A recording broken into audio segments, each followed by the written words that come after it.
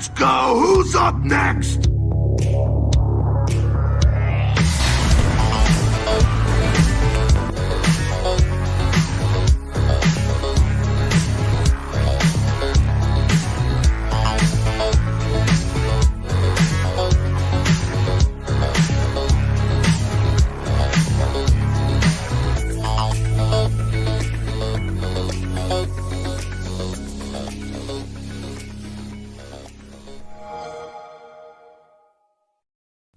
Welcome, Internet, to the Xbox Empire podcast, part of the Play Some Video Games network of podcasts. I'm Elaine. Donnie's here. It's podcast day. Let's go. I'm excited. Well, all right. I'm maybe slightly salty. I still have no xCloud invite. Oh, no. I'm grumpy. What the hell, man? I just want to play with the new toy and try to break it. You got one, right? You've been playing with it. I did. I've been playing it. How is that working out for you? Tell me. It sucks. Yeah, it doesn't surprise me. I'm getting a little tired of making excuses on this front, I think. Ooh. It's just not very good. In what way specifically? And I want to say I feel like I'm being a little alt. I'm being a little counterculture because I believe the growing trend for the last for this week of Xbox podcasts and everything, they're going to talk about it and they're going to make their cheap shots at Stadia and stuff like that. And sure. I'm going to be, and as somebody who's taken plenty of cheap shots at Stadia, often, sir. yeah, I'm going to go ahead and tell you, when it comes to actually playing streamable video games, Stadia eats xCloud's lunch, and it's not close. So, okay, close. Explain to me in what capacity you have used xCloud this week, and in what network. And it's not all bad. I've got one good scenario to talk about, but I was excited about it. I got the invite. I was really excited for it to come to browser because I've talked about it for a bunch, right? Like the Chrome app, the app on Chrome OS on my Chromebooks is buck. It's junk. It always freezes. It always crashes. So I was excited for it to come to browser because I was like, all right, this is going to fix my issues. Well, it doesn't. I mean, and that's ultimately why I'm upset is, so I've paired my... All right, so I bought an iPad for a game I still haven't talked about. I was going to say, you bought an iPad for a golf game. I just want everyone to know. Clap hands golf. He bought an iPad for a golf game. When he heard that the golf game was on the iPad, I saw a photo on Twitter the same day. I need y'all to know that happened. I love Hot Shots Golf. I always have. It's great. And I hate that when the Studio Japan stuff was going, so many PlayStation fans took shots at Studio Japan and clap hands and Hot Shots. They're like, nobody likes Hot Shots Golf. I've played Hot Shots Golf for 25 years. I can hear your cane rattling on it's one of the funniest. I mean, it's so funny because you've got all these people who are like, oh, PlayStation doesn't need it. And it's like, that was PlayStation. They were PlayStation. I played a lot of PS3 era Hot Shots Golf. I mean, it's I played a shitload of that. I really did. The Last of Us and Uncharted and all this Johnny Come Lately. Hot Shots Golf been there since the beginning. You sound like an old ass man right now. I'm not going to lie to you. Anyway. So you have an iPad. I got the iPad. And that was the first place I wanted to play. We got the update that the Xbox controllers work. I didn't try my Series controllers. I've got two beautiful Gears through Xbox One controllers. So I was just going to use those. I paired them. Okay. I jump into Chrome because I'm so anti-Apple. I don't even want to use Safari on the device that I have. It doesn't work wirelessly. Like my controller just doesn't work. I gotta really. Yeah, it just doesn't work. So I hop into Safari. Okay. I sign in and I'll do all the things. Totally works. Like the controller works and everything good in Safari. I was like, all right, we're good. I start to play the game. I booted up Gears 4. That was the game I was gonna start with. The audio is crunchy and distorted. It's crackly. Really? It doesn't work. And it's laggy and it's buggy and the resolution, is not great. Is low. And we know that, right? We know it's low. It doesn't promise 4K. Exactly. Right. 720p. Just set expectations of people who are listening to this who maybe have not given enough of a crap to follow along. That's where we're at right now. Okay. But even sorry, I'm shaking my head at people that are entering the room unsolicited. Okay, so 720p, it's not great, but even at that low setting, it's not running well. It's clipping, it's artifacting, it's kind of freezing. Like I said, the audio distortion on the iPad was really bad. Every time it played music, you'd hear the music, so it'd be like, duh, and then you hear like this. Oh, that's no good. You know, it's like, it's an immediate turnoff. It's like, I don't want to play that. Yeah. All right. So I go to the Chromebook. I'm getting a lot of the same stuff. Except weird, it wouldn't work Bluetooth. I had to plug in my controller. I've seen a lot of people post pictures of controllers plugged into laptops. I don't know if it's just a battery thing or if they're having the same trouble with I was having issues on Chrome OS with my Chromebook, playing wirelessly through Bluetooth with my controller. I could load up xCloud, right? And then when I would try to start a game or anything, it would be like, your controller's not connected. So I plugged in wirelessly, having all of the same issues that I was having on the iPad. Right. I had one good scenario. All right, tell me of this good scenario. On my PC. Your beefy enough PC. This PC. Yes, a machine. Wired into my router. Wired with a controller. It was playable. I could play a game like the show. I played the show where I didn't feel like I had to guess 4 seconds before the ball to hit it. Like, so it was what I would call playable. Was it good? No. It doesn't sound good. Doesn't sound good to me. Like, now, if you didn't have any other option and like, could it work for you? I guess. I mean, if you're playing a turn-based RPG, that's a different conversation. If you're playing an action game, which is the majority, let me just be clear, of Microsoft's first-party content that they are pushing with Game Pass, this is not a great look. Is this still considered to be in beta? Where are we at with the beta. Okay? All right. I mean, okay, but also like, that's not alpha. We're getting close if you're giving out invites. I mean, it's just like when you make a lot of noise and you do like the invites and stuff like that. Like, okay, I know I'm sure the Xbox folks would get really mad at me for being so critical. You're being grumpy, but that's okay. I'm kind of grumpy. I'm kind of having a grumpy week. But even that aside, there has to be a point where we do hold it accountable. I think that's what I was going to ask you next. Like, at what point do we finally say it's time for this thing to, work at least put up or shut up boundary? Yeah, I think we're getting there. Here's the thing with cloud, and this was the thing. This is why I jumped off of Stadia so hard. I just realized after playing that cloud is just not there for me. Like, it's just not good enough. I agree. And even in the remote times that I think I'm going to play it, like with my Kishi, which I tried, the Kishi on the phone, the Kishi, it played okay. I'll give it that. It played okay, but it was playing okay before. It's really no better or worse than it was before. So you use the phone both through app and browser, and it's about equivalent, is what you're telling me. It's about the same, yeah. Okay, fine. That's fine. Even in the remote cases where I tell myself, like, oh, if I was at work and I brought a controller, I might try it. Here's the thing.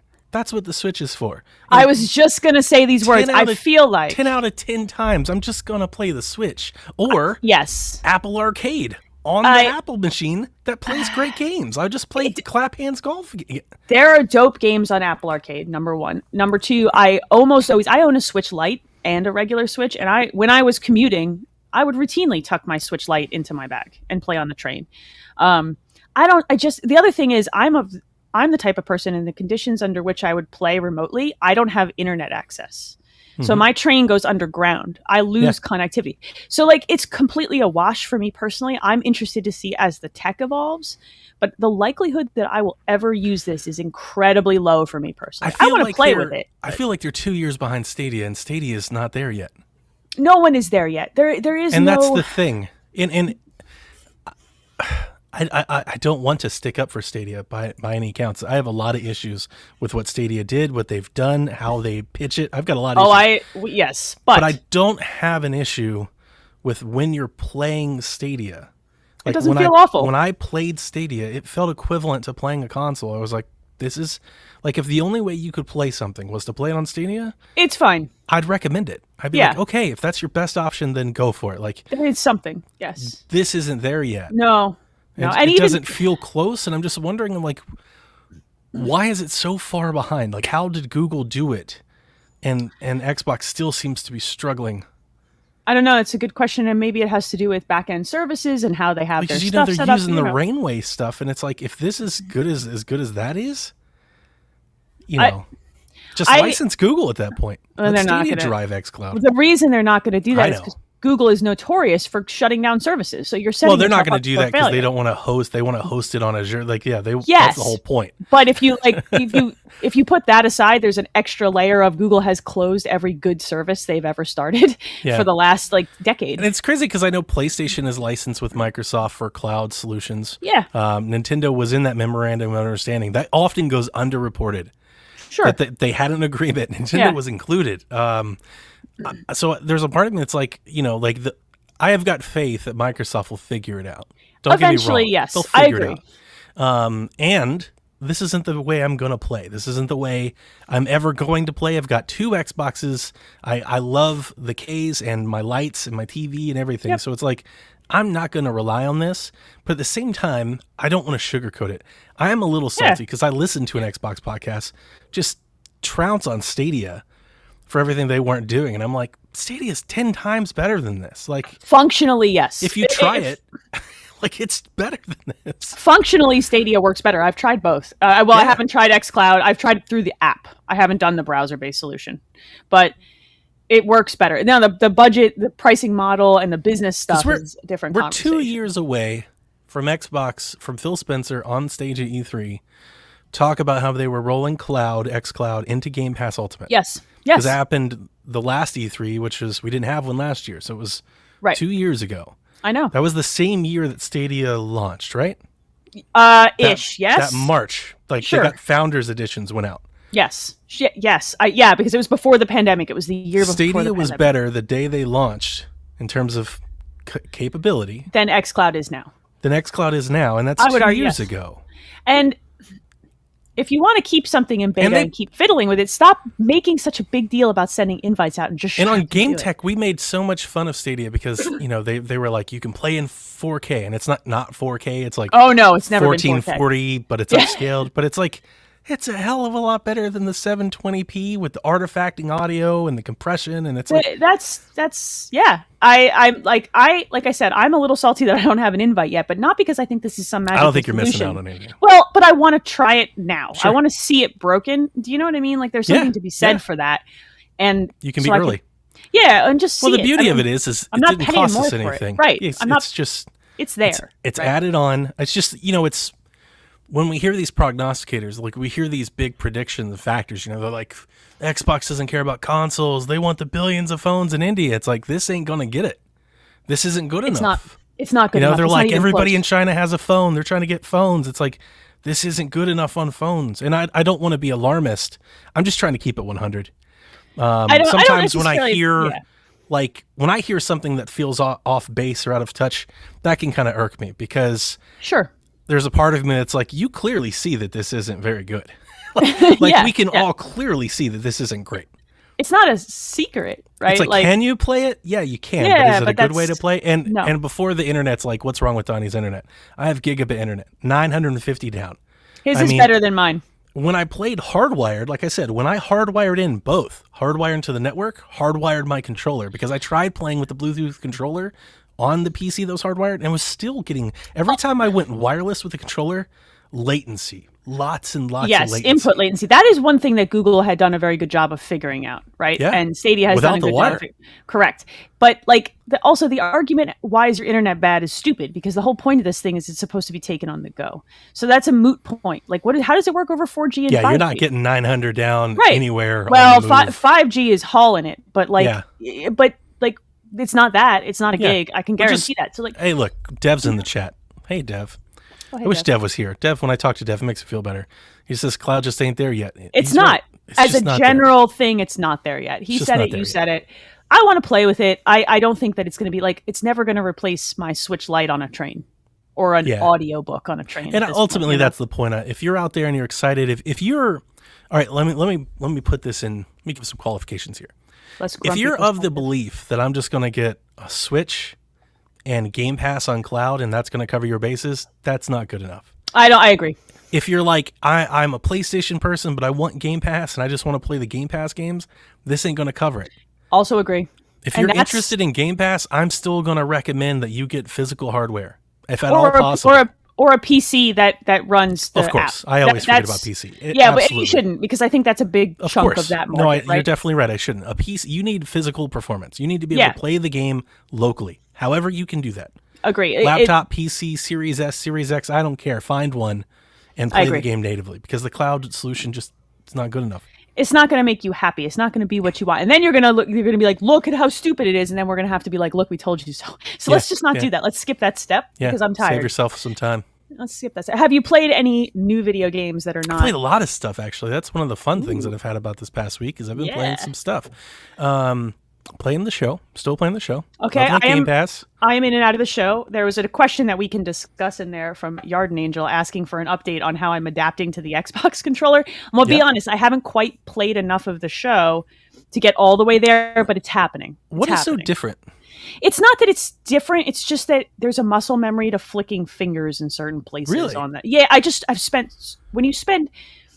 like Devil May Cry is a very good example of this.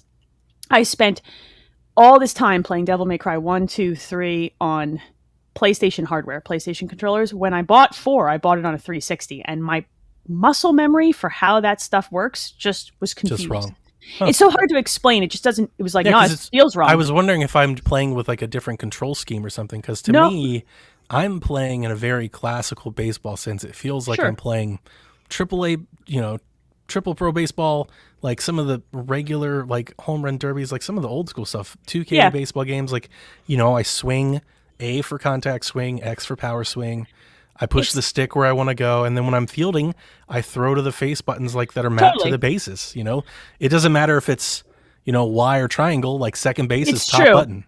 And it's interesting because I haven't tried the show on the PS5, and the PS5 controller is noticeably different from the last gen set. Yeah. Like PS4 controllers felt very similar in your hands to the 3 and the 2. It was translatable. The 5 feels very different, and sometimes it's literally just about like. We talk about mouth feel with food. It's about hand feel with controllers. Like it just feels weird. Like the tension on buttons is different. I'm still not used to the dual sense either.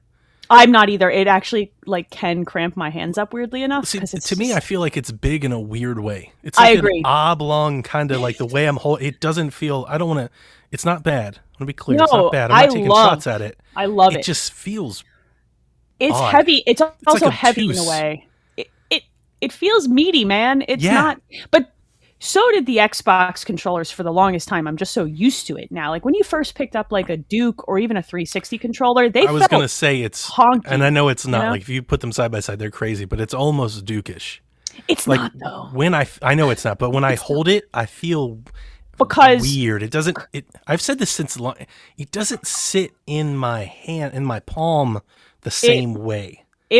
That's true, and that's the problem that I had when I first started playing Xbox games and I fell in love with the Xbox controller over time, but having played on PlayStation controllers or Nintendo ones for so long, it felt beefy in a weird, not bad way, but weird, and that's where I'm at with the DualSense now. I'm like, it's a big change, and I think it feels weird. So I'm wondering. I've been playing so much Tsushima. You're in it. I'm waiting for it to like just fade into the background, and it's not. Yeah. Like every time I hold it, I'm still like kind of look at it and I kind of grip it and move. Where is everything? Yeah, I kind of like I shift my hands around it like this to like find the spot. Where? Yes, but it's funny because I feel like Xbox Series consoles avoided that by just using exactly the same largely feel of shell, right? So that's the same thing that PlayStation did for a really long time. It's just because it's new. I like it. I love the DualSense. I got long fingers. I got piano hands, so it feels good to me. I got stubby fingers, I think. You got little. Yeah, I got these fingers. long. I got big palms, little fingers. Dude, I have maybe longer fingers than you. Look at that. See? I got big palm, little fingers. Because I have really long fingers, actually, the bigger controllers like the Duke feels more comfortable to me because it cramps otherwise. I'm like, that makes sense actually because everybody made fun of the Switch and like even if I sit down and play with the puppy dog, like it's not my preferred way to play, but really doesn't bother me. You have short fingers; it cramps my hands. It doesn't bother me. I'm like I can play like this. So yeah, I've been playing the show and I started playing a game called Lost Words Beyond the Page. Okay. Which, speaking of Stadia, was a Stadia exclusive like a year ago. Oh, it's on Xbox now? Yeah, it's everywhere now. It's on Switch. It's on Xbox. So I when it hit Stadia, I got a lot of people back then. I used to run in some Stadia circles, Elaine, And when it hit Stadia, I had a lot of people that were like, Donnie, you got to play this, knowing like they know me, right?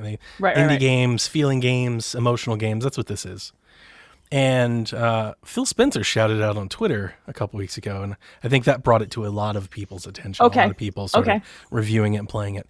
Kevin got this for a review, and it just showed up in my library one day, and I was looking. He didn't even tell me. And I was like, you know what? I'll download it, and I'll play it because a lot of people think it's for me. And they're right, but not. Oh. So here's the thing. I was actually I was troubled on how I was going to explain this. By all accounts, the game is fine. Like, it's very good. It looks very pretty. Has a watercolor type of style. It's a platformer. Okay. You play as this girl who's losing her grandma. Hopefully that's not too spoilerish. But she's very much like middle schooler, so her language and her dialogue is like a middle school girl who's kind of dealing with this trauma the way a middle schooler would. Yes, by getting angry or whatever. Exactly. That's spot on. I was 14. There you go. So that's exactly what this is. Like the shady part of me, she starts writing in her journal, and that's like the platforming section. So as words appear in the journal, you hop across them, and like you either hit on certain words that'll like make things appear, or objects will appear that she draws, and then you can grab those objects with your cursor. And that's, I think, the first step that this isn't connecting with me as much as people might think this is this cursor movement stuff. It feels like it was made for touchscreen. There's a lot of no spoilers, but like, let's say there's an object that you need to grab, and then shake it over on the other page to make an event happen. Okay. Right. So you move the cursor to that, you click the right trigger, it grabs it, you bring it over, and you click the right trigger to put it in place. Whereas you could see that kind of movement, if you just had a tablet and you just slid your finger across, or a mouse and keyboard, like it's, exactly. I really dislike the cursor-based movement with a stick. Like it never vibes with me. I hate it with UI. I hate it with I'm the same exact way. It just doesn't feel right. We talked about this with Valhalla. I hate it in Valhalla, and I hated it in Destiny. You can turn it off. They put that in there, and I was like, "Oh, thank you so much." Because I just want to tab through it. Like I just want to click it. I don't. If you make me do that, I'm just sitting there like I should have bought you on PC. And it's kind of slow. Yes, it's not like fast either. It's always muddy. It always feels like you're running through mud. I don't like that feeling. So that's the first part. So she talks about her feelings, and you know it's like her diary, and then like she kind of copes with the situation.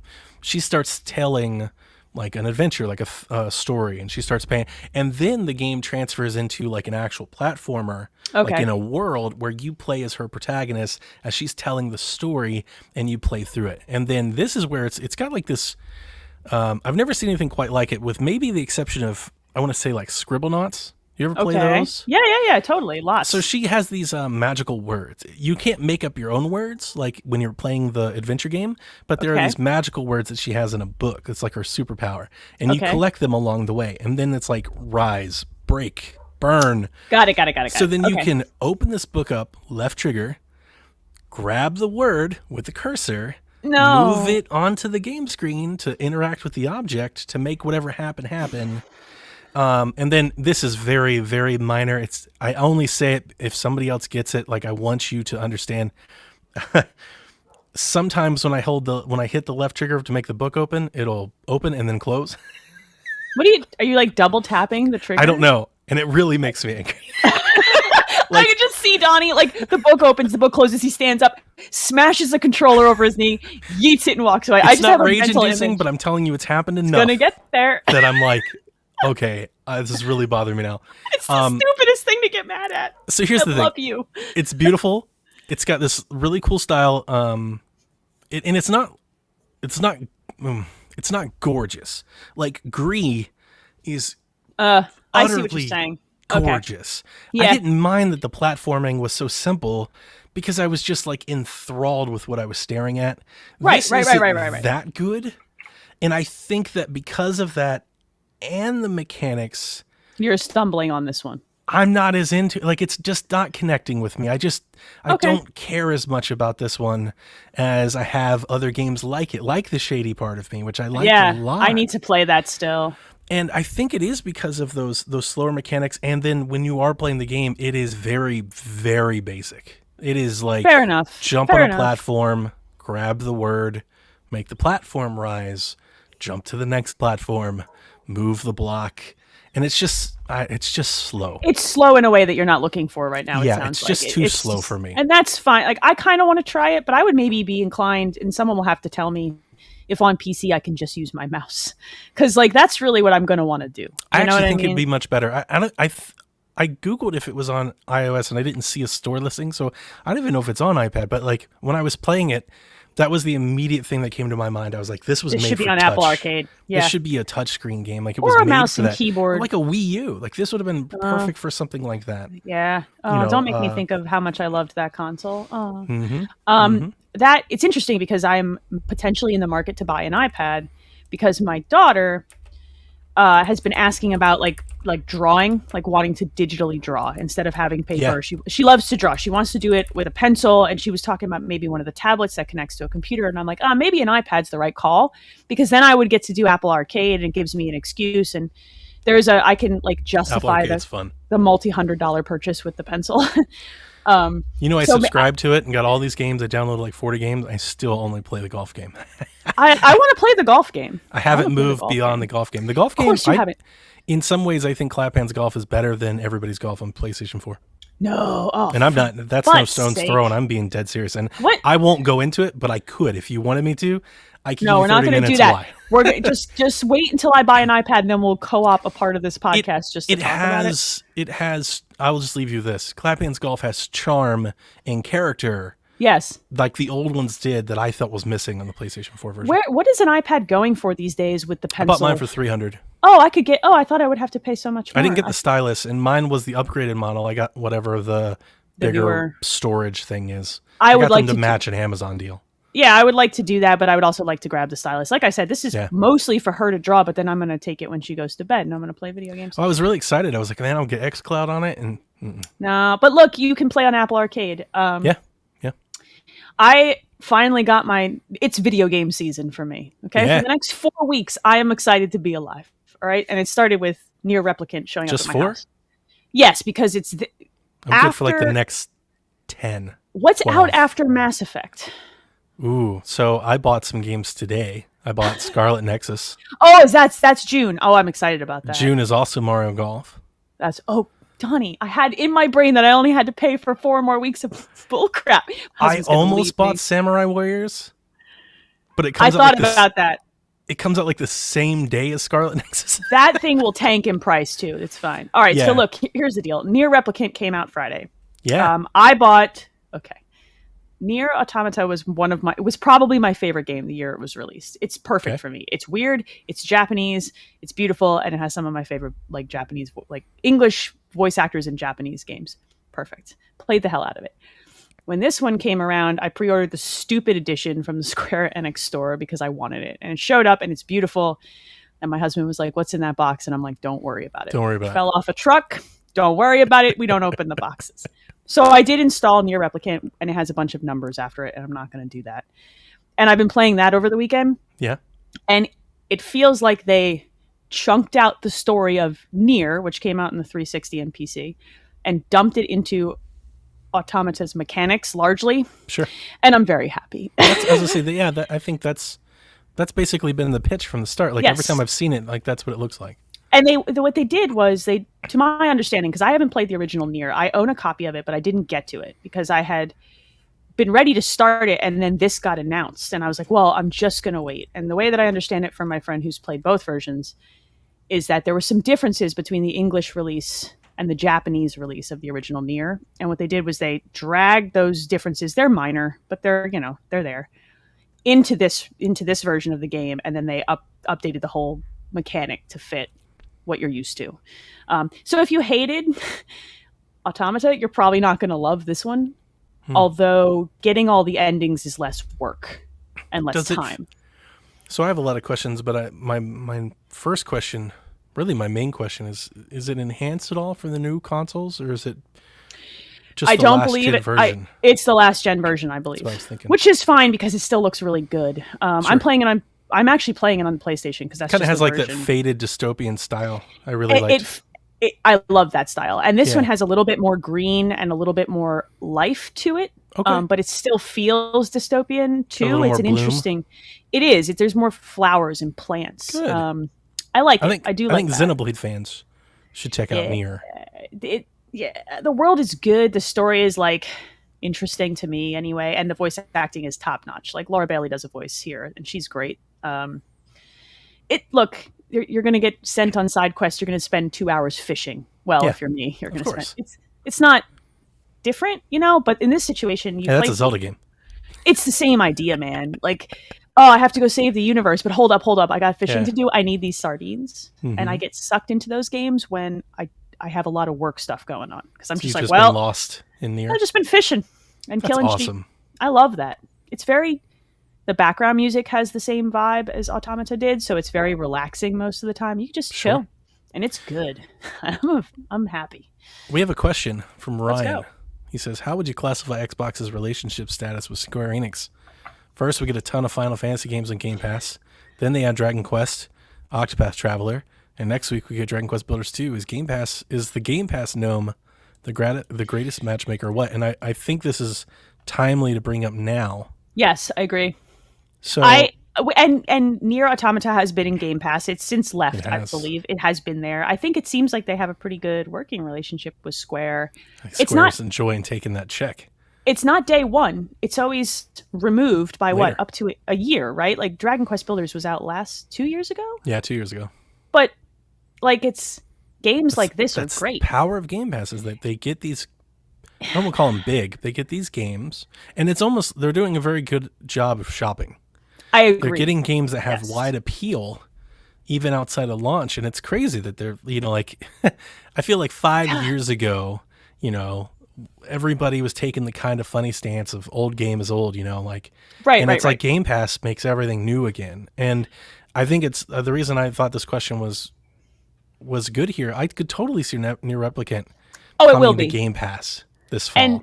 And it's kind of perfect for that because like Automata, this is one of those games you kind of won't know if it's going to work for you until you try it. Yeah, it's very, very Japanese. It's very obtuse. It's weird.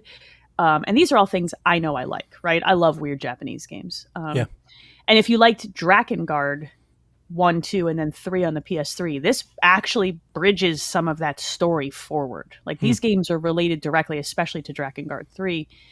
And so like, if you're into that weirdness, you'll love it. But if you're not, there's things here you might love. You might love the action. You might love the dumb fishing mini game that I'm like freaking in love with because it's very relaxing. You might like the structure or just the story, but maybe you aren't willing to dump 60 when there's all these releases about to come out. Exactly. This would be a perfect one to shove into Game Pass because it's like we've sold to the weird Japanese video game lovers. Now let's see if we can eke out a couple more plays. We got all the crazy people that are going to buy these statues. Now I got this pin. Let's get the bag from Phil. I think Nier could come by. I think it's almost a certainty that Avengers will show up. Oh, absolutely. If not go free to play altogether, but I definitely think it'll show up in Game Pass at some point. If Final Fantasy ever gets off of the locked console, I'm not going to be shocked at all if that's like an announcement. An E3 one, I would think as interlude or whatever the hell they're calling that thing is intergrade. I got it. I did it. As that's coming out, I could totally see Microsoft being like, but wait, Game Pass. Why don't you just come over and check the base game out on Game Pass, and then when it'll you launch get to that, Game Pass. Yeah, it'll totally do that. And I think the relationship that Microsoft and Square has seems to be very mutually beneficial. Like Square runs out the sales to the point where they can. And then it goes to Game Pass for everybody who maybe wasn't. Good marketing, it's good buzz. So smart. It's definitely helped Outriders, right? Like they have a lot of people playing. Even outside of, I saw, and I'm not into Outriders, but I think one of the financial folks was saying that it's performing really, really well in sales, even though it was in Game Pass. It's like top 3, I think, for the month. Because people are like, I like this, I'm gonna buy it or buy content for it. It happens. It's counterintuitive, but we have a lot of data now that shows that putting your game in Game Pass doesn't necessarily hurt sales. Hamstring sales. I think what really happens. In some cases, it raises sales. what happens a lot of times is one friend in the group has Game Pass because that's the friend with money, right? Or whatever. Yeah. And they tell their friends, yo, you've been looking for a new game. This game is dope. I'm playing it on Game Pass. And they just go out and buy a copy. I think the word of mouth is exactly what it's happening. I think what it does is it takes a game out from the minutia of all of these games and it pulls it out and into focus for consumers. And it's like, hey, this is the next one that everybody's going to be playing. And it's so if you want to play with everybody, like, get this. Either get Game Pass, which some people will do, or if you're in a friend group, buy it on another console. Yeah, or it's like you can crossplay, buy it on another console, buy it on PC. Yeah. And you're the friend in the group who has Game Pass, and you're like, yo, I previewed this. You should buy this one. We'll play this one. You know? Because we talk about marketing in games like being in a stage show or a commercial. But like putting your game in Game Pass is essentially buying 20 million people potentially tweeting about your game. Or telling streaming their friends about your game. Yeah. Or telling, like that. It's like internal marketing you can't buy. If you get the high school kid market who doesn't buy that many games because they can't, and you get one kid who talks up this game, especially games as a service or a multiplayer game, and drags their friends in, and they finally are like, oh, okay, fine. That's the game I'll buy this quarter. You got a sale. You got 5 sales out of 1 Game Pass. I would love to know what Game Pass does for... Actually, that is data that I would love to know. I would love to know what Game Pass does for streaming. I would love to know, like, when a game hits Game Pass, does streaming go up? How much does it go up? By whom? Like, I would love to see a breakdown of that because I'm almost willing to bet that that's a big part of it. Sure. Yeah. And straight up calling up your friends and texting your friends like, yo, get on this. And then your friend's like, I don't have Game Pass. Fine, go buy it then. Mm-hmm. I bet you that happens more than people give credit for. I bet you that happens a lot. And I've heard it happen in GameStops. I've literally been in stores and heard that interaction happening. I've been that person too. I've been like, oh, I played that on Game Pass. It's great. And a person will buy a copy. I stopped somebody from buying a game once. I've done that too. About 3 months ago, somebody was in line and I was like, dude, that's on Game Pass. And they were like, what's Game Pass? And I was like... It was like Donnie a 90s commercial. I was like, what's Game Pass? The gnome comes out from your hoodie like, yo! I could almost hear the jingle and the music coming behind me as the store owner was like, dude, you can't do that. I was like, what's Game Pass? What's Game Pass? And you get thrown out of the store on your ass and the gnome is drunkenly throwing his rum bottles at the store window. I mean, what? That's how I see it going. I'm very happy that you're enjoying Nier. It's bringing me exactly the joy that I wanted to bring. And this week is Returnal and Pokemon and then Resident Evil, and it's happening. I'm very excited to hear what you have to think about Returnal. I am excited too. I think that's going to be a divisive game. It's hard. Roguelikes are hard. And when a roguelike is hard, because they're all hard, right? I played tons of The Binding of Isaac, right? And it's hard. And I like that one. I was willing to really sink into the hard because I liked the mechanics. So this is going to really depend. Do I like the mechanics? If I do, then bring it on. Make it hard.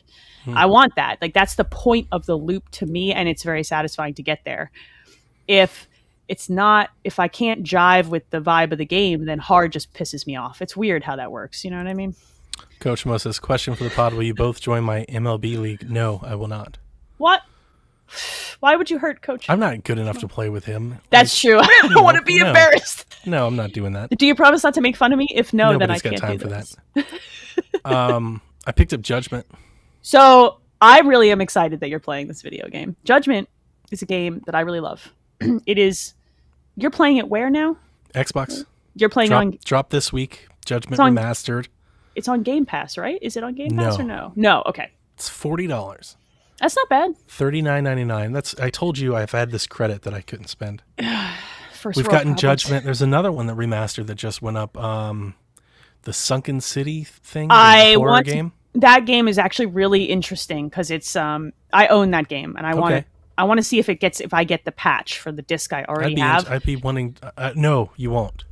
No so I have to buy the upgrade pack. Okay, so I have to buy it. But like it's a sort of story based adventure type thing. That game's cool because it's. I want that to come to Game Pass. Yeah, that should. So I've got this credit that I've been wanting, and I've been wanting to play some stuff. I've been playing Tsushima for what feels like 3 weeks now. I've been wanting to play something.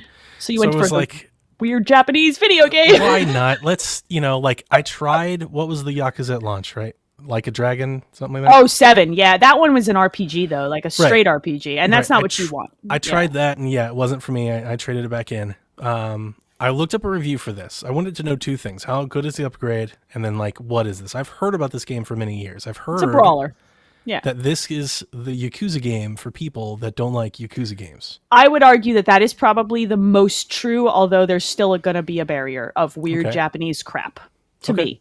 But the weird Japanese stuff I'm into. It's the 100 hours of, all the stuff that I'm usually not. You can mainline this one and not have it be ridiculous in a reasonable amount of time. I actually really loved the mystery and story of this game and how it unfolded. It's a great game. This is a great game. On the performance side, it definitely looks a lot different, and which is funny because I watched 2 reviewers that were like, it's basically the same thing. When you watch them side by side, it is not the same thing. It's completely different. It's interesting though, I've noticed this a lot, I think with Switch, I call this out a lot. As we leave kind of last gen behind and move to next gen, a lot of what we're seeing is more realism. Yes. Which makes games look darker and less contrasty because they're not using as many, what I would call like colors or as pops. Wider colors to make kind of their points. Whereas skin used to be like a khaki or like a tan. Now it is very much like a skin-like pastry, like paler look. So when you see them side by side, especially if you're like doing the comparisons where they like the screen swipe. Flips, I love the swipe. Sometimes you'll look at it and be like, wait a minute, the other one looks better because it pops more. It's got more color. It's got more visual. I agree. But it's all in the details of the new one, the textures and everything. It's all in the details. When you look at it, when you really dive in on it, the new one looks a lot more realistic. It looks a lot better. I'm very much enjoying the cityscape that it's in. It's very so good. Colorful. There was Vegas even. Like it's just a lot of stuff going on. And I jumped into it because it's a brawler. It's a beat 'em up. It is a beat 'em up. It's fun. I love that stuff. That's my jam. Yeah, like you would love Yakuza 0. Because that's what Yakuza 0 is. And actually everything up to 7 there were beat 'em ups, they were brawlers, and they had different fight styles that you could switch between. And like 7 is an outlier because all of a sudden it's an RPG, which I'm okay with, but Judgment might be the sweet spot because it's not asking you to ingest a bunch of backstory. It's just throwing you right into it. Like, here's the setup. Let's go. You're a cool lawyer who kicks people's asses. There are cats. Let's go. Yeah. There are cats everywhere. The cats are so stupid. I did scan the cat and got my extra XP. You will hear them and try to find them occasionally in your like apartment. That stuff just cracks me up. This is the right mix of like brawler and weird for you. I think you could dig this one. I do. That's why I jumped into it. I'm not that far into it. I've only played for about an hour. So I won't give it any praise or anything. I'm looking forward to playing it this weekend. I will say my after my first hour, my views are very positive. I was like, this is fun. That's good because that's usually the longest wind up on those games. So it took me a minute to get the stances and changing all that on the fly. Right. Also, like even in the combat, like I feel like the lock-on system is different and weird. But outside of that, it's still super fun. I picked up a trash can, smashed dude's head in it. The finishers are so good. I kicked a ball into somebody's face and made him do a backflip.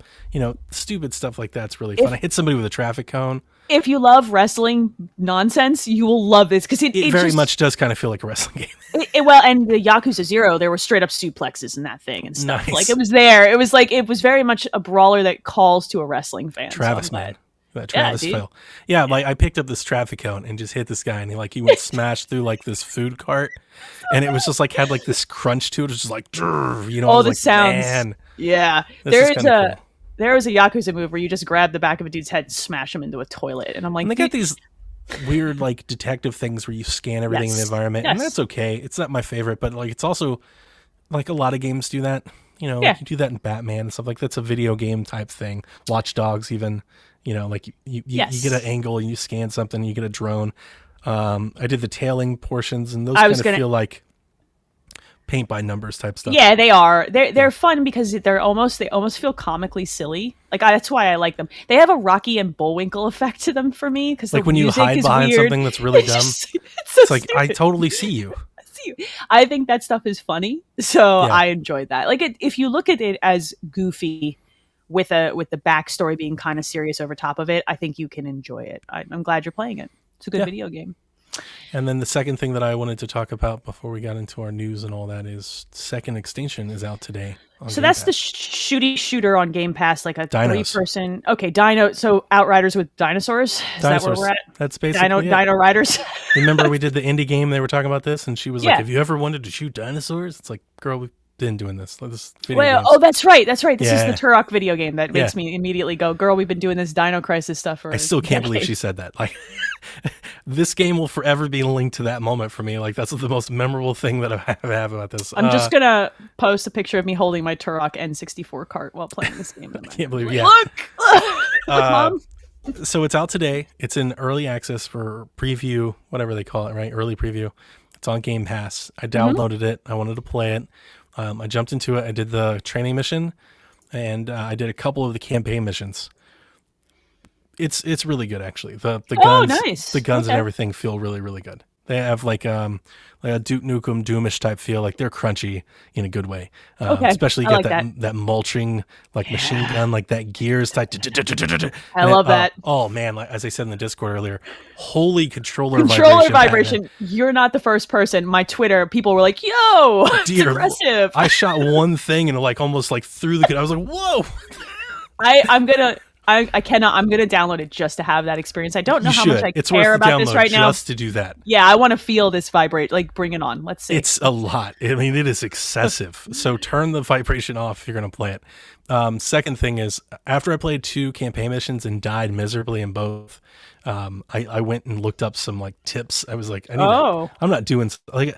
There was a part of me I was like, am I supposed to die and like upgrade and come back?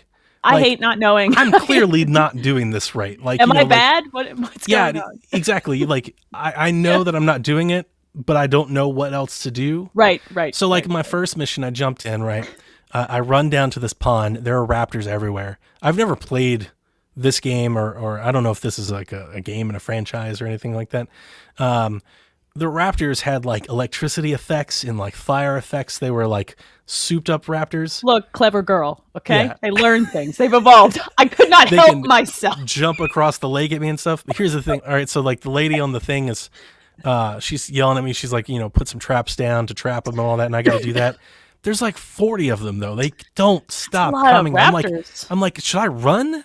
Like, yes. Are they just spawning? But like it told me, it's like you needed to trap like 4 of them, and so I'm just shooting, and I ran out of ammo, and like I kept trying to call for a supply drop, but I couldn't because the raptors are everywhere, and I tried to run, and they followed me all the way across the map, and then I died. I ran into a triceratops somewhere, and I totally died.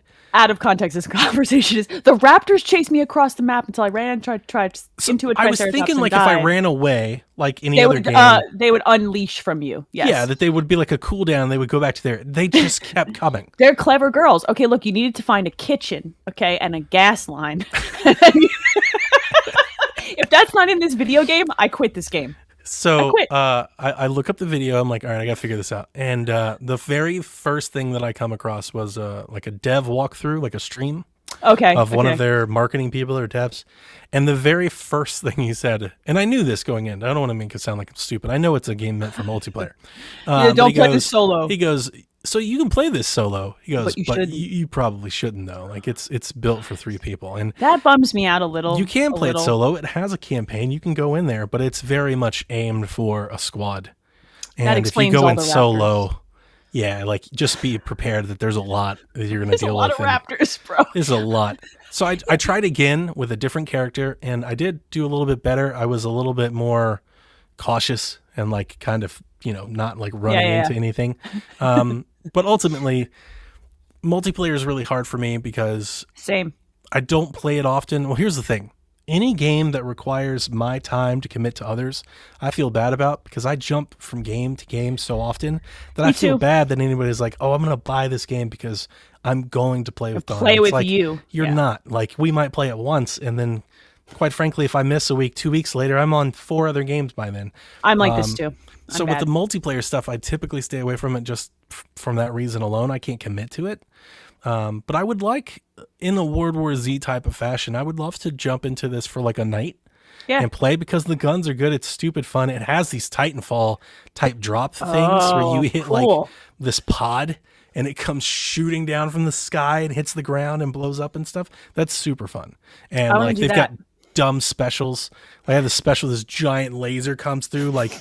like Gears, like the Hammer of Dawn. The Hammer of Dawn. A hammer and dawn, a Triceratops. It's super fun.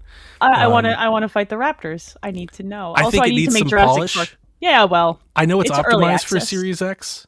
It doesn't look like it. Like, it doesn't look very good. And I've seen some I don't want to say that screenshots, wrong. It looks good. It looks fine.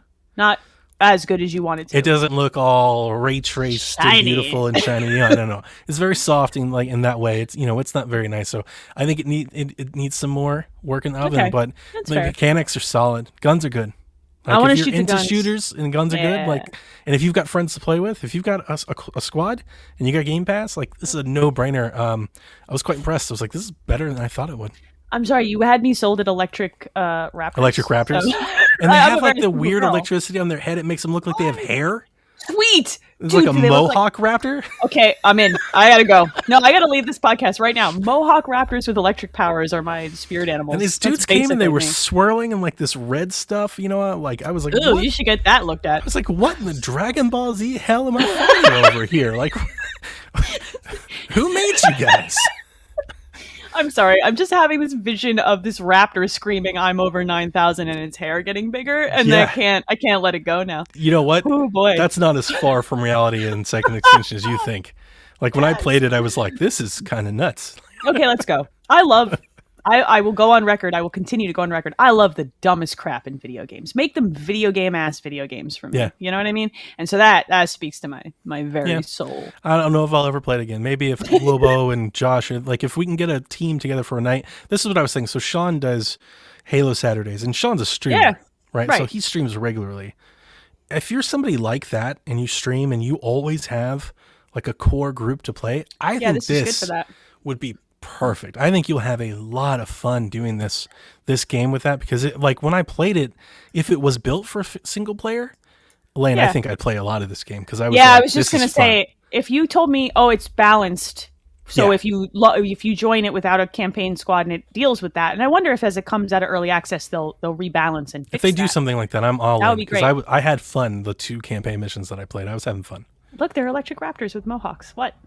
I'm sorry, I'm sold. I gotta go. When it comes to shooters, like it first and foremost, this is one of my issues with Outriders. When it comes to shooters, like my very first, it's like almost like platformers. Very similarly, I have a feel that I'm looking for. That's why I've never gotten into Battlefield. It's like I feel it and I'm like, this is good. And if I feel it and I'm like, this is bad, very rare. I don't know if there's ever been a time where I'm like, it's won me over after a while. Like, when the gunplay feels legitimately bad, you better come with the mother of all stories that people are raving about, and I'm just like, fine, I'll turn it to easy and tough it out. I'll deal with it. Story, but if I'm gonna shoot in the first person or even the third person, it needs to feel good. Yeah. So, and this definitely, I was hopping around and side dashing and jumping and shooting and flipping. I was like, this is good. I'm good. Like, okay. I took to it. It's almost like a duck in water, right? Like you put me in the pond, I started swimming. Like I was good to go. So like an electric raptor in the water. I'm here for it. I'm sorry, I can't let it go. It's not bad. Dev says you think Battlefield's gunplay feels bad. I don't want to say bad might be the wrong word. It's just different. It's not like I've never enjoyed. That's one of the things Battlefield gets me every year, and it will again this year. They're going to show this big thing. It's going to be Game Pass. Their marketing is always so good. I'm like, I want a Battlefield, and then every time it happens, I jump into Battlefield and I start playing, and I go, this isn't it. Like, this isn't as good. I think that it just is a feel. Like some people really, really vibe with Battlefield and they don't like Call of Duty's gunplay, for example. Yeah, like it's totally like it's weird. Like there are certain games that it's not that they're bad, it's that I just don't like the way it feels. It's so hard to explain.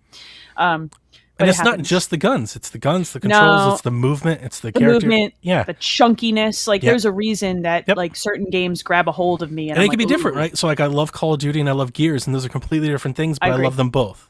And I can play them both, and they both feel great to me. Doom and Wolfenstein have the same thing. I like them both, but they do both feel very different in the moment. Like Doom feels very chunky and hard and aggressive, and in Wolfenstein you almost feel more athletic. So it really depends. Yeah, and Dev is saying he prefers Battlefield's gunplay to COD. I know tons of people like that. I know that's why we'd be different. We're two flips of the coin, because I don't think it comes close. I don't think I've ever gotten into a Battlefield enough to have an opinion here. I like Call of Duty's gunplay though, but I think Call of Duty, for all the trash that like pop culture gives Call of Duty for being so popular and everything, without a doubt they absolutely nailed it. Like they nail shooting games really, really well. I like the shooting, but I only ever play the campaign because I'm bad at it. So same. All right, we played video games. We talked about them on the internet, and it was only a mild amount of nonsense about Raptors. Now, let's talk about the news. There isn't a ton, but there is some to discuss. Mm-hmm. So immediately upon us finishing recording, as is the case constantly, 13 more games getting the FPS boost on series consoles were announced. They're all EA titles, yep. And they are included in the EA Play Game Pass shebang, if you will. There's Battlefield games here, 4, 1, and 5. Mirror's Edge Catalyst. I'm actually interested in checking that back out again. Jack's been playing that. Plants vs. Zombies, Garden Warfare, and Battle for Neighborville, and Garden Warfare 2. Those games are really fun, and if you haven't had a chance to check those out, pick the newest one, which I think is Battle for Neighborville. Yeah. And they're fun. Jack's still playing Garden Warfare 2, and all his friends are playing Garden Warfare 2 because they don't like the new one. That's fair. My son likes 2 as well. They're great. They're really cool.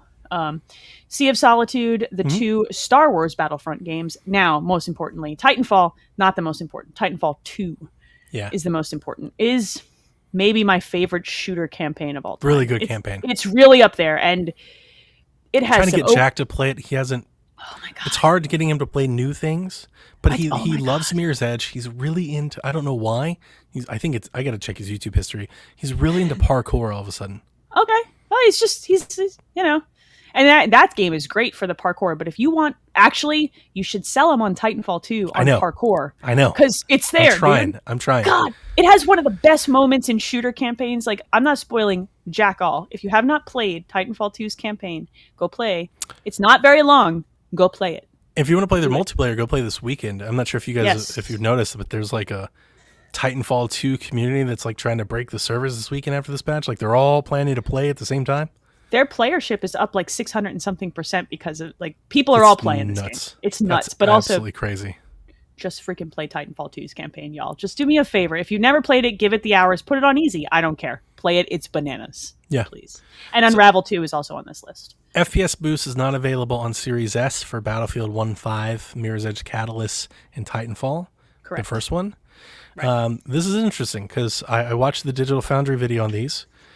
So they all have the boost. A lot of them run at 120 frames. If you got a TV that can do it, basically locked, like without question. They're hauling it. But they suffer with resolution. Correct. So Battlefield 4 drops to 720p. Battlefield 1 drops to 900p, as does 5. Titanfall 2 drops down to around 800p to run at 120. And I wanted to bring this up because that is not worth it to me at all. Like I wouldn't do any of these. I don't want to lose. I'm not going sub 1080 for 120 frames at all. I wouldn't either. Not for these games specifically and how old they are. Like, I don't think I would be willing to. If I get 60 at full resolution or 1080, then I'm happy, especially for Titanfall 2. AMD, we need super resolution. Fast. Super resolution. Like this is not gonna. It was so funny because like the news comes out, right? Everybody gets so excited. You see the art, you see all the games. You're like FPS boost, and then it's like it's almost like a bait and switch. Yeah, it is. It feels that way. You get in it, and it's like they cut the game resolution in half. No, it's like, well, that's not good. Nobody wants to do that. But it's interesting because even that, you're like, fine, I'll just set the setting off, and now I'm playing Titanfall 2 again anyway. Because I want to play 60, and it's like that's really good enough. That's anyway for those older games. That's more than good enough, believe me. But just like play Titanfall 2's campaign. I'd rather you up-res, like I'd rather use like some way of up-resing and keep it at 60 than cutting it and going to 120. I don't disagree with you, but up-resing it creates its own issues sometimes. Like, is it really worth it? You know, honestly, often the TV scalers are doing a better job than that processing does. Your TV scaler, kids, is very good. Most televisions. So add the Dolby Vision. Give me Titanfall 2 with Dolby Vision. Just give me Titanfall 3. And it did make a lot of people want to replay it, and they just said their base is up. I was one of those people, and I was like, man, it makes me want to replay it. And here's the funny thing is, I saw the news, and I was like, yeah, I'm going to replay it. It had nothing to do with FPS boost. Like, at no point was I like, I'm going to play it with FPS boost. It was just like a reminder that it was there. I was like, oh, yeah, Titanfall 2. That game is dope. Let me tell you all what happens whenever someone who's played Titanfall 2 sees the artwork for Titanfall 2. They go, "Oh, I should play that campaign again." Yeah. And then you go, "Oh, but I want Titanfall 3. Why are you making all these trash games? Give me that." See, Dev agrees. Yeah. Come on. Give me another banana. Man, we'd all be really excited for Titanfall 3. I would lose my ever-loving You know mind. what? This is a great... I was talking about this at Board of Video Games, by the way. Great episode this week. Kyle talks about kind of all the crap that's going on with Days Gone and Bend and all that. And one of the things that I was thinking about, because we've, that thing has gone through the meat grinder. I think every point that's been said. Yeah, we can't do that again. I'm not doing that. There's one point that I feel like I'm not hearing enough about is, the guy was like, if you want a sequel, buy the game at launch. And I was thinking to myself, I was like, for a new IP launch, that doesn't make a whole lot of sense, because for a lot of franchises that get really, really good, a lot of times they don't kick off until the second, the third. I was just going to say that middle game is often the game, and Titanfall, like, come on, give me 3 so I can say it was a middle game. Assassin's Creed is gigantic, but like you wouldn't have known if you were there like for the first Creed. The first Creed was awesome. I played the first game, but it wasn't Assassin's Creed. But then Assassin's Creed 2 came out. 2 happened, and Ezio was like the guy, right? And it's like Titanfall is not the thing. Titanfall but 2 if Titanfall 3 got announced, it could be the thing. Like, it could be huge. Because it's gone through that weird cycle of, like, the first one came out as exclusive, right? So you already split the base, made people hate it. The second one came out and it was like, had this great campaign, but everybody focused on multiplayer. And now it's been gone long enough that if you bring it back, you bring it to everything, it's out on every console, it could have its moment. It could have that moment that you were looking for. And the multiplayer could be crossplay, because that was a big problem that is being brought up in our chat right now, is that it was a great game, but the player base on certain consoles wasn't there. Look, listen to me. If you've ever wanted to see me squeal like an actual 14-year-old girl, if Titanfall 3 gets announced, that will probably happen. There is no way I will not lose my ever-loving. It could have its moment if they give it to it. And maybe they never will, because Apex has just been so gigantic. Big, huge. But it could. And that's... Titanfall is a great example, because I was thinking of that. I was like, there have got to be games that it takes a minute. It takes a minute. And how many people want Splinter Cell? Like, if Splinter Cell came out, people, there is a point to be said that, for a Days Gone. It may not, and I think Kyle was really, really good, because he was like, maybe it's not this one. Maybe they make another game and it's really good, and maybe that's the game. That leads them to be like, let's go back and do Days Gone better. Or it's not the sequel, it's that second game where they take the lessons learned, and that's the one that explodes. It's okay for it not to be that first game. Titanfall's a really good example. Titanfall 2 is just... You're putting a lot saying everybody needs to buy this brand new IP at launch at $60 or it'll go away forever. And it's like... It's unfair. It's like, put it in the back burner, put it in your back pocket, make a little bit of money on some other project that maybe you don't love as much, and revisit it and see what happens. Because, there's a case to be made for that. And it's been successful a lot of times in the past where the sequel has well outperformed. God, Titanfall 2 is so good. See, I have all these video games to play, and now I'm just like, I should play Titanfall 2. That campaign is so good. If you're listening to this podcast and you've never played it, talk about a game feeling right, like a shooter. Yeah. Oh Lord! When you pull off some of the parkour off the wall, combining into powers, chaining, just play it. You have to play it. It's bananas. It has the greatest mid-game twist ever. All right. So the next story: Microsoft Q3 2021 earnings are out. They out. And it's good. They made money. So hardware revenue for Xbox is up 232%. These numbers seem made up, but they're not, I promise. And it's funny because this is Q3. Right, so we don't know what Q4 will have in store, so it could be up even more. That number actually makes a lot of sense to me. I'm almost between both sides on it. It's like, that's good that it's up so high, but it makes me wonder if it was just because it was so low. Well, I think yes, and also would it have been higher if there was more hardware in the pipe, and we can have all those conversations? And absolutely yes, and without a number, it's hard to take a percentage and know what it really means. This is the secret to statistics, ladies and gentlemen. This number out of context absolutely means nothing.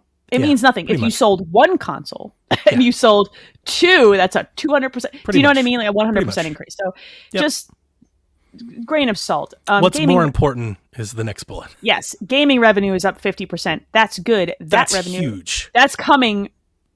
That's where the Game Pass stuff starts to come in. Yeah. Xbox content and services are up 34%. That's also very large. Huge. We're not talking about boxes. 50.2 million Microsoft 365 subscribers is a very large number for a service that I never thought they had that many subscribers. Because it's all enterprise. I know. And That's so people, many. too. It's so many users. And like, even Windows OEM rev is up 10%, Surface is up 12%. Like, the short version is Xbox is doing well. Microsoft got money. Yeah, Microsoft's got money. Gaming revenue, and that ultimately, when we talk about sales numbers, I always talk about this on Shaq, and we were talking about in Discord earlier. When it comes to gaming numbers, install base doesn't tell a story. Year over year doesn't tell a story. The only number that if you want to know is worth anything is revenue. What's total your revenue? It doesn't matter if you sell 400 million consoles if you're selling them at a loss to you. Like, it doesn't matter. Or break even. Or if you're not getting subsequent revenue from those boxes, like there's lots of caveats to numbers. The only thing that matters is at the end of the day, total revenue. And even that could be offset by rising R&D costs or mergers and acquisitions. Like, even that you also have to kind of balance, but revenue is that'll let you know if the business is good. And this revenue, and it's about what I expected. 50% is probably higher than I would have expected. I think that's higher. I was not expecting more than 30. But it is the year of Corona. Yes. And everything is just kind of through the roof. Everything is weird because there's nowhere to go. There was nowhere to go. And people bought a lot of video games and everybody's reaping the rewards of that. But look, if you're worried about Microsoft, they're doing fine. If they get to 30 million Game Pass subs by the end of the year or higher. Are we over 20 now? We're in the 20 something. They said 23 was the last number that I've heard floated. Good. And I think Jez walked that back. Okay. I think he said 23, and I think he said he misspoke. I think it's between 21 and 23, I think. Confidently. I mean, it's over 20. That's a lot of people. We were 18 in January, so it's 3 million since January. And if you forecast that out, and with Halo, you have to think Halo will boost the numbers. Halo's going to be their bump. Like I said, if they can get over 30 by the end of the year, if we're talking nearly double. By the end of 2022, if they're looking at 40 or 45. That's pushing up on their 365 subscribers for that's insane. That's a large number. And, and I know that they've got deals and they have the $1 and all that, but that's still profit projecting forward. It's $120 a year per person. To them, it's liquid profit too. They're not changing. It's nuts, and it's a big deal. I mean, if they get near 40, I think today's numbers out of PlayStation was like you're almost up on Games with Gold or PlayStation Plus at that number. Yeah. PlayStation Plus has been on the market for like 10 years, and Game Pass is within shouting distance of it, and it's basically 3 years old. Like, that's insane. To be bumping up against your Office 365, Microsoft 365 subscriber number would be insane. Having half that number right now just for Game Pass is actually insane. Yeah. 5 services.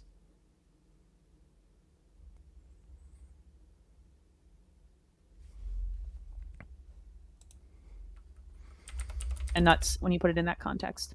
I lost you. All right. Speaking of other things that are, you still there? I lost you. Do you have me? I have you. Can you hear me? Yeah, you just came back, but I lost you. I lost you for a good bit. Oh, boo. That's okay. Like right before the Office, you were like Office 365, and then you can clip that right. You clip it out. Okay. If you want. Right. Or I can send you the video. Well, Dev says he heard us both, so that's good. Cool. We can delete this bit where we're have technical issues. All right. So let's move forth into Rumorville. I love Rumorville. It's gross there. We have 2 of them today. The first being that it looks like Forza Horizon 5. And this one just makes me sad. Might be in Mexico. That makes you sad? I wanted Tokyo. Of course. I want Forza Horizon Tokyo Drift. Okay, yeah. I'm upset. I need a minute. We were talking about this. I was talking to Sean. We were talking about this, you and I, about a month ago. Yeah. Jeff Grubb said it wasn't in Japan. He was like, it's not in Japan. Yep. Right. And you and I were like, where could it be? And I think didn't we say Brazil? Like that where we I think we said during Carnival. Yeah. During Brazil. Yeah, because we were looking for that same vibe as 3. The vibe, yeah. You can get that vibe in Mexico. Oh, 100%. Hell yeah. Yeah. Yeah. You can have jungles and you can have cityscapes. I was saying, like, you go like Dia de los Muertos, Day of the Dead stuff. Man, that would be killer in Forza. That would be awesome. I definitely want that event. Yes, I'm excited about any iteration of Forza Horizon. Let me be clear. I just wanted Tokyo Drift. Yeah, I'll let it go. This is rad, and I would love to play Mexico Forza. They'll save that for the next gen big engine upgrade. Sure, sure. I expect this will be. I don't know. I wouldn't go as far as saying I expect this to be this year. Do you expect this to be shown at E3? This could be a 2022 game. I do expect it'll be at E3. Me too. I wouldn't be surprised if it was a spring 2022 game.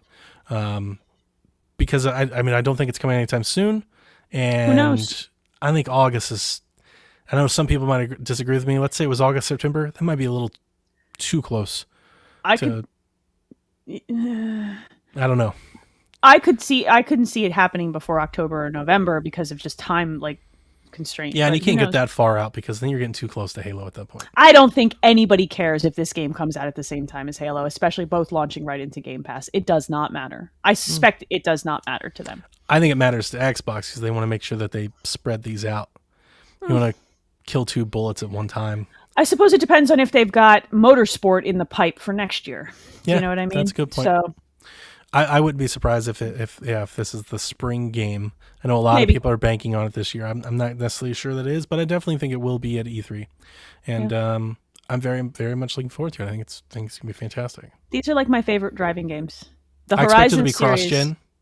Yes, I expect that as well. It's going to be built right off of the last Forza's engine and everything, so it's going to be on Xbox One as well. Mm-hmm. And it'll launch to Game Pass. So. Let's go. Yeah. We got one more rumor here. Talk me through this one, Donnie. It's actually two. I didn't write the other one down. So this rumor comes from Defining Duke podcast. Mr. Matty Plays. He says he's heard that an Xbox first-party studio is working on a Lucasfilm IP. He adds that it's not Monkey Island, as a lot of people might think, and that this would be in addition to Machine Games' work in Indiana Jones. So this has actually gotten more stuff today because Phil was doing a shelf thing with Games Beat and all that.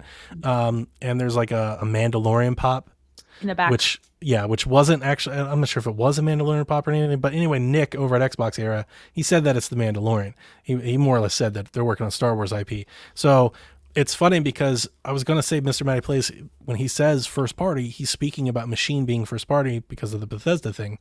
Right. So my question, I think the good talking point is that my expectation is that this is not, that this is Bethesda. This is not an Xbox party studio. You think this is also Bethesda? I think this is also Bethesda studio, which makes me think it's either ZeniMax Online, or I wanted to ask, could id be working on a Star Wars game? What if it's Obsidian? They're I think they've got their hands full. But it exists in a world they're not going to release another first-person game, right?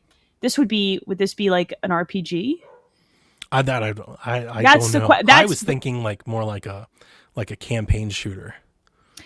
Yeah, maybe. I mean, wow, this is a hard one for me because I'm not as connected to this stuff as I wish that I was. I don't think it would be id personally because I feel like id is just going to do what id wants to do, and what id wants to do is rip people's faces off. I don't know what they're doing, right? Like after Doom, I don't know what they're doing. So that's why I wanted to bring it up. I just thought, let's see if they could get out of the box a bit, because I never would have expected Machine to do Indiana either. I agree with that.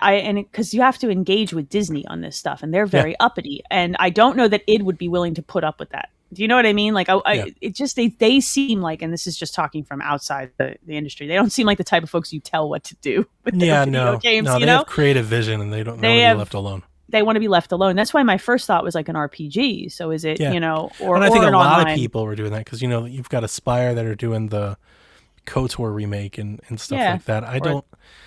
Maybe it is. I don't know. I didn't expect that it'd be like a big RPG. I mean, Valve, Obsidian's already doing that. And that's going to take years. You can't stop it. Now, I did want to at least bring it up because Nathan, he's got to be super excited that there's a possibility of an exclusive Star Wars game coming. That's crazy. That would be huge. But it doesn't have to be Bethesda, does it? I don't think so. I almost feel like they've got a lot of crap on their plate. They've got Elder Scrolls. They've got, the Starfield. Thank you. I always want to do something wrong with that one. Starship Troopers. They've got Indiana Jones. They've got whatever id decides to work on next. I don't know if it's going to be them. They have their plates sort of stacked. Do they have enough bodies to do another video that'd be game? my guess is that. And maybe like ZeniMax Online, it could be an RPG. Yeah, it could be an RPG. They did ESO, right? Yeah, and it's successful for them. They make money on that. Maybe they could do some Star Wars version of that. I guess, though, if you're going to go Mandalorian, you want that first campaign-driven experience, right? Like when I hear Mandalorian, I think of something like Titanfall, like campaign shooter. Okay. That's where my head immediately goes, but maybe that's not it at all. I had a KOTOR type of vibe in my head. Okay. Just I don't know, and I haven't watched The Mandalorian, so I'm out of the loop. And I'm not super excited about this rumor to begin with. I'm not the biggest Star Wars guy. I'm also not a huge Star Wars fan, and I like it. I want to be clear. In context with the podcast, I listened to the podcast, and the context, he really made it sound like he was like, PlayStation is going Marvel, and Xbox is going Lucas. And I was like, that's not good. Like, that's not good enough. Well, I mean, I know Star Wars is huge, but like none of those are Spider-Man to me. Right, but how many Spider-Man games are you cranking out? Spider-Gram. You're not. Spider-Gram. That's my Instagram name. Hold up, I gotta go. That's real good.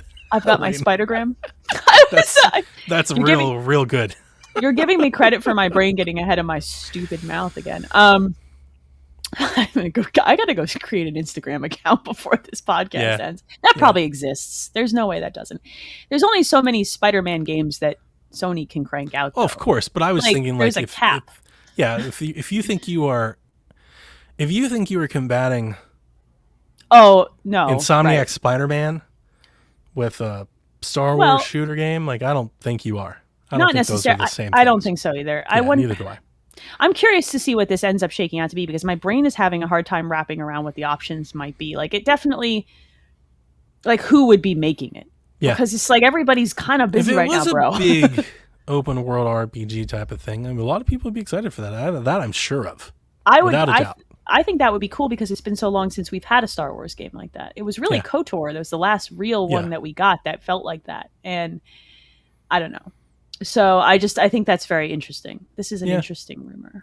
The other rumor that came out, it's been said privately and out on socials today. Apparently tomorrow Xbox is going to reaffirm its commitment to PC gaming somehow. Are they going to fix? I don't know. Were they going to combine some apps together? Yeah. Are they going to? Because it would be good if we just got one app. The one thing that I think Tom Warren has already said this completely, so I feel pretty confident on this. And it seems like they're going to change their store and they're going to fix the store. And it's broken. I think they're going to come with some sort of announcement on like a new split for devs. Like they're not going to take the standard cut either. Okay. And they're going to lower some of their entry to like self-publishing, and they are going to fix the store. But the store is bad. Like, we can all agree. It doesn't, even with Game Pass, it all works. It's bad. I believe if you download games from the Game Pass app, don't they download from the Windows Store? Yes, they use the store. So I'm wondering if maybe they would fix some sort of option, let you tie your Steam account to let you download them on Steam. That's interesting. Would that make a lot of people happy? I don't know. I'm not as connected. Yes, options neither do I, options are always PC, good. And I don't care. You know what PC gaming to me is? The Game Pass app. That's PC gaming to me. Yeah, I mean, but the Game Pass app and the store have caused me problems in the past. Like, I played Forza Horizon on PC and it was such a pain in the butt to get that thing downloaded and functioning, and it fought me the whole way. And I was like, oh my God, it shouldn't be so hard. And I definitely stopped using that as much and started just using my console more because the Series X came out. Oh my God, completely just blew my own mind. Oh no, you're going to hurt yourself. I played my PC this last weekend. I completely forgot all about it until now. Sir? Speaking of PC gaming, I played Tunic. Oh, you played the demo. It's out on Steam right now. They put out the demo for the Steam week You lost your mind. You were very excited. It was incredible. Tweets. There were tweets. It was incredible. I loved it. I cannot wait for it to come. I hope, I'm positive that this is purposeful. It's a little soft. I would like it. I would love like a nice, just sharpening on the entire image. You want everything to be less fuzzy, like a less warm and It's got cuddly. that Link's Awakening. It does. Yeah. It does. I saw the pictures. Just sharpen up a little, just a little. I hope it gives so. You what you want. I'm not holding my breath.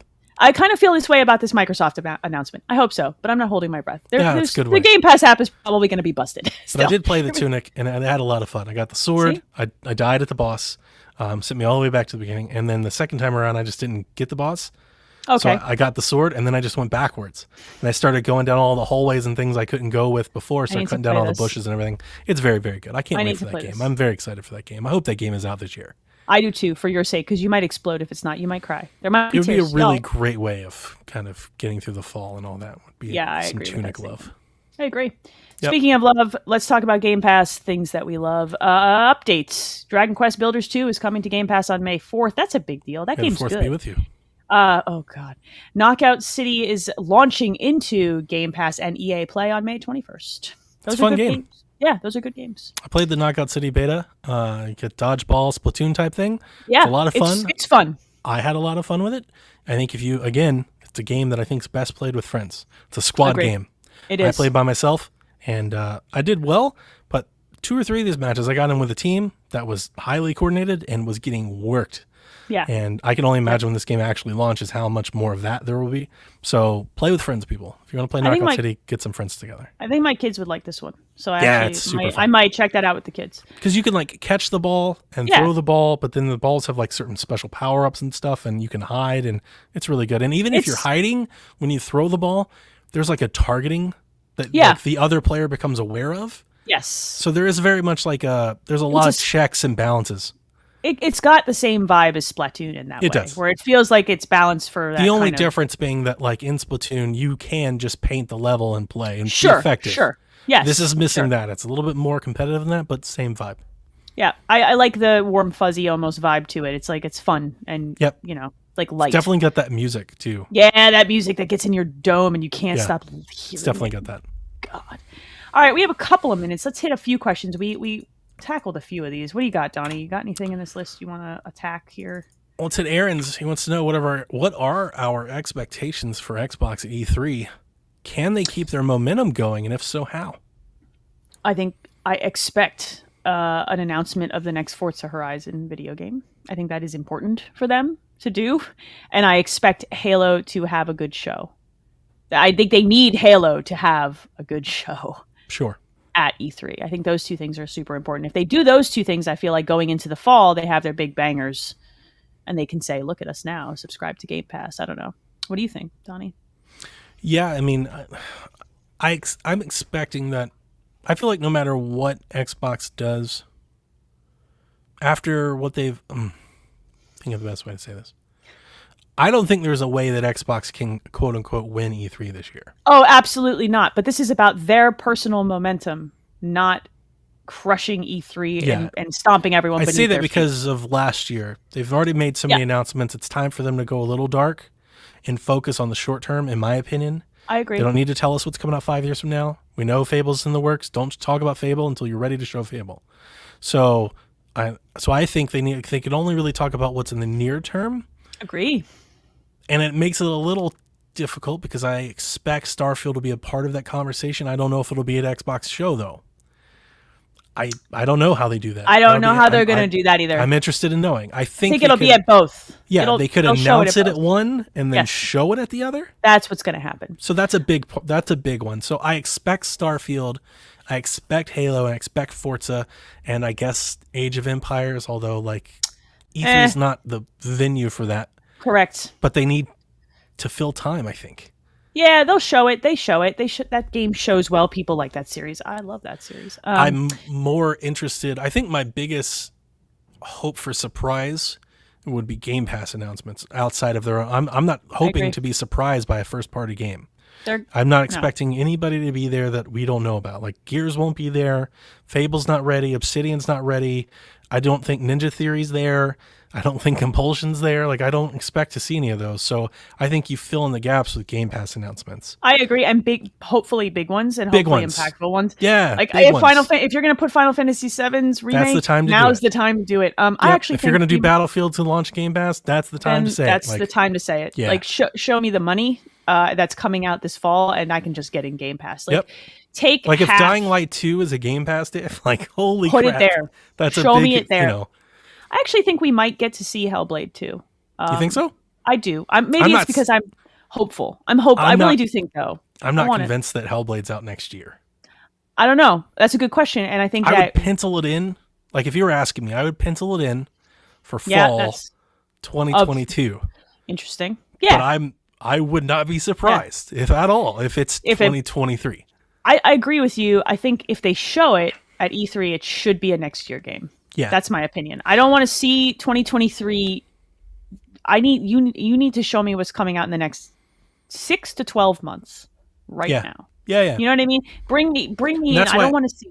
If I had to guess, my guess would be that Psychonauts is out the same day or soon. Agree. Halo is the big game that's out this fall. Starfield is somewhere between September and May.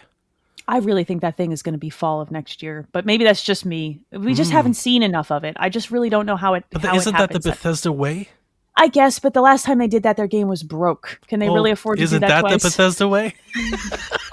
Let me restate it. It was super broke, dog.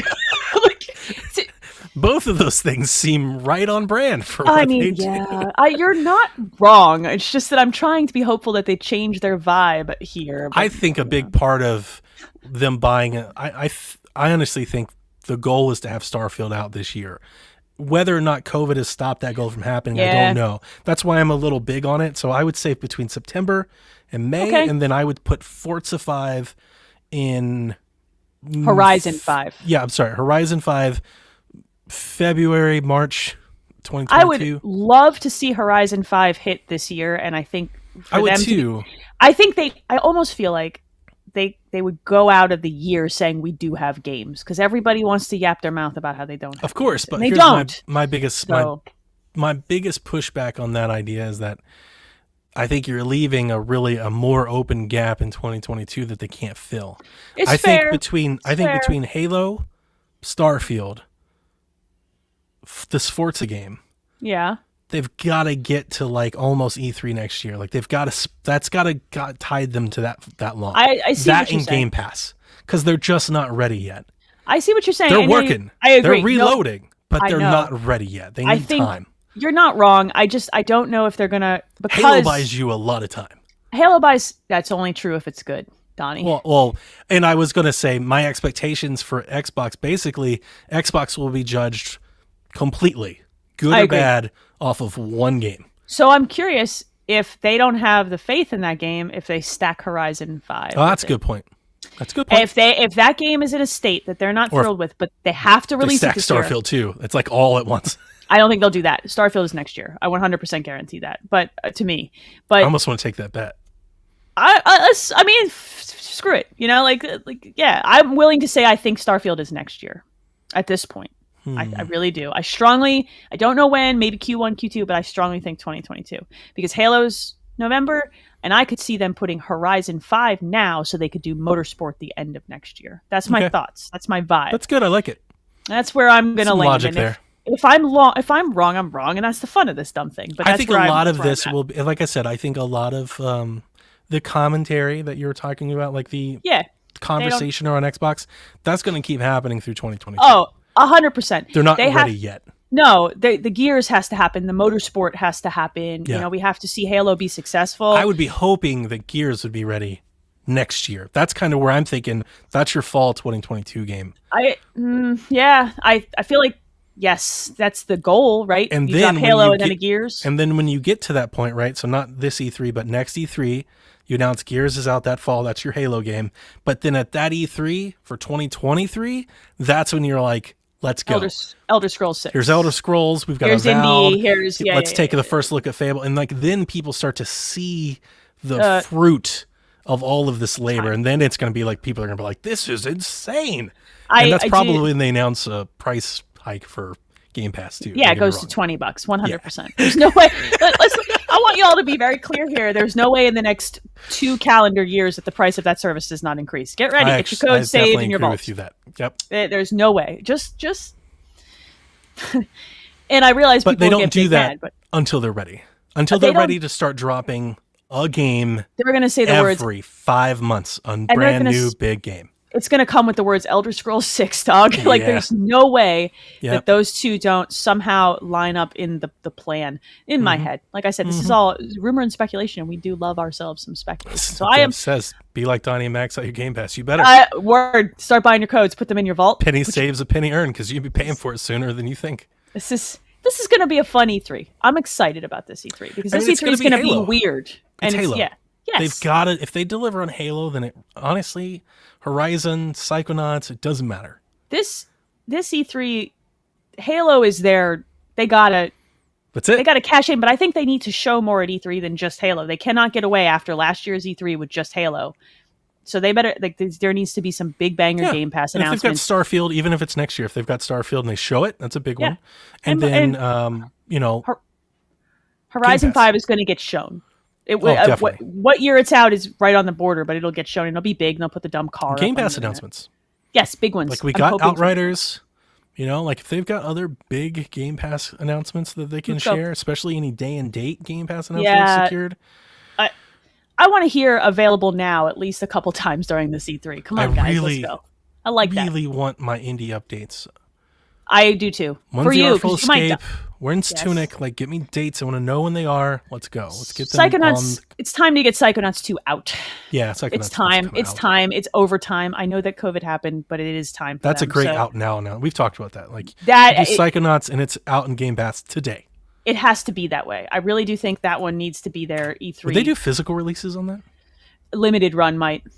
So announce that too. Yes, show the package. Here's show the collector's edition. We're so happy that we have a vinyl again. For the crazy. It's over at Limited Run. It's out on Game Pass right now. You can play on your phone with touch controls. Yeah. Right.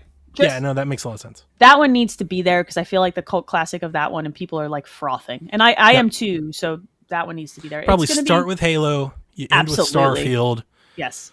Transition from Forza. You do an indie sizzle reel, and a big. I want to say a big Game Pass announcement, but I mean, it could be, I don't know what they're doing anymore. Like after Outriders and MLB The Show, like really the sky is the limit. Hold onto your butts every month because you never know what's going to happen. But I really do feel like a big day and date game this fall, and like we have the rumors for Battlefield, and I think Battlefield would work. That would work. I would like it to be more than that. But yeah, I think that really helps their quote unquote lineup. I agree. Right? Because if you're like, oh, they don't have enough exclusives. Yeah, but Battlefield's in Game Pass. Right. That's a big deal. But they'll save you some money along the way. You know what I mean? Yeah. So this is going to be a wild E3 because it's going to be weird, and I love weird. It is going to be weird. This. I like weird. It's going to be a Zoom call. Like we got hosts today. They announced hosts. Let's get weird. I want to be weird. I'm wondering, like, is it going to be like, do they cut to like a direct trailer, or are they going to do this like trailer by trailer, like in a Zoom call? Like, is it going to be Phil like in his desk and he's like, yeah, let's talk about Halo, and then like here's the Halo thing, and then let's talk about Forza, and then there's the Forza thing. I would like to believe that after a year plus of doing this, they found a way to do it that feels compelling to watch. It like the Bethesda video. I agree. I liked that. Let's do that. Round table it. I mean, I'm going to show my own bias here, but like I don't want to see Greg Miller interviewing. Like these people are asking questions. It's like just cut to Phil. Yes. Let them say something, and then let's cut to their presentation. I think that's the way they should do it, and I hope that that's the intention. And then if you want to do interviews and nonsense, do it after the fact. Do it as a separate thing. But like, give me something that I want to watch and go, oh crap, look at this. Yeah. Give it to me. If it's going to be at home and it's going to be remote, then make it spicy, man. Don't. It would be cool. I want to see Phil and Todd on the chairs again. Yeah, that was fun. That was one of my favorite gaming videos. To listen to those guys just talk. They did a great job. It was good. It was great. I want more of it.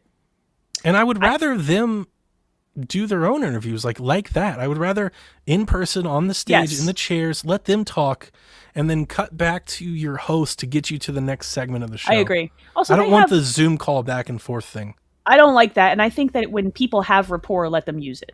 Do you know what I mean? Like I'm of that opinion. Like when they have it and it's there, and you know it's there, and they have personal relationships they've had for years, let them use it. Let them work it. You know what I mean? And that makes it so much more compelling as a viewer and a listener. Like I want to hear that. I don't want to hear your nonsense. I would like the Xbox and the Bethesda show to bleed right into each other. I prefer if they were almost a part of the same thing. I think that there's going to be a way that feels that way. Like I don't think that they'll let that feel disjointed. Not after this lovely roundtable thing that they did together. They know how to do this. Let's see them do it. I'm very hopeful they're going to do that. I hope so too. Bring the fire. Let's go. Yeah. All right, I think for this week that's going to do it. We had a lovely conversation. Look, see, you're not as grumpy as you were when we started. No, I'm not. Every week, same deal. I'm so charming and lovable. You really, really are. I'm not gonna lie to you. I was in the hot tub earlier. Today was one of those days I think I'd prefer rather not podcast at all. I've had those days, but then whenever we get going, it's like I feel better after, and I definitely feel a little bit better now. See? For sure. I'm lovable. Don't forget, internet, when you're mad at me, just remember how lovable I am later. All right, let me give a shout out to our Patreon producers at the on-air level. Thank you guys. Thank you everybody who supports on Patreon, hangs out in the Discord, tweets at us. Big love for that. And if you want to follow us on Twitter, I'm ET Dragon. Donnie is Eat the Hype. Still love that. Still good. I tweet a lot, so if you follow me, I'm sorry in advance. I can't help myself. I have feelings about food usually. All right, here we go. Patreon producers: Michael Masick, Barry Cathcart, Edwin Callow, Stephen Keller, Nick Creature, Rude Days 93, Ben Moxham, Robbie Manuel, Nick Fallhaber, Paul Calicote, Kyle Heyman, Grouchy Surge, Devin Tyus, Josh Bourbon, RJ Kern, Horse Girl 69, and Zachary Adams. Y'all, there's a big list now. Donnie's trying to laugh. He's trying to make me laugh. He's trying to make me be unprofessional. He's over here starting crap again at the end of this podcast. I think that's going to do it this week, Donnie. I think we crushed it. Good show. It was a good show. Thanks to everybody for listening. And until next week, play some video games, y'all. Peace, folks.